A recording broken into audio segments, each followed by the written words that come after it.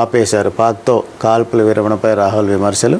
కొద్దిగా ఒత్తిడి తెస్తే చాలు బీజేపీ ఆర్ఎస్ఎస్ నాయకులు లొంగిపోతారు. స్వాతంత్రోద్యమ కాలం నుంచి అంతే. నాడు అమెరికా బెదిరింపులకు ఇందిర లొంగలేదు. పాక్ను ముక్కలు చేశారు రాహుల్. 6 పాక్ ఫైటర్లను కూల్చాం.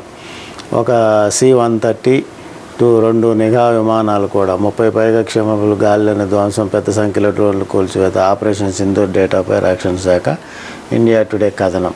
ఆపరేషన్ సింధూర్పై పార్లమెంటును సమావేశపరచాలి. ప్రధానికి ఇండియా కూటమి పార్టీల లేఖ. సంతకం చేయని ఎన్సీపీ విడిగా లేఖ రాస్తానన్న ఆపరేషన్ సింధూర్ తర్వాత పాకిస్తాన్లో కాల్పుల విరమణ ఒప్పందం చేసుకోవడంపై కాంగ్రెస్ నేత రాహుల్ గాంధీ ప్రధాని మోడీపై తీవ్రస్థాయిలో ధ్వజమెత్తారు. అమెరికా అధ్యక్షుడు డొనాల్డ్ ట్రంప్ బెదిరింపులకు మోడీ లొంగిపోయారన్నారు. మధ్యప్రదేశ్లోని భోపాల్లో మంగళవారం కాంగ్రెస్ పార్టీ కార్యక్రమంలో పాల్గొన్న రాహుల్ ప్రధానిపై విమర్శలు గుప్పించారు. ఆపరేషన్ సింధూర్ ప్రారంభం కాగానే మోడీకి ట్రంప్ ఫోన్ చేశారు. మోడీజీ ఏం చేస్తున్నారని అడిగారు.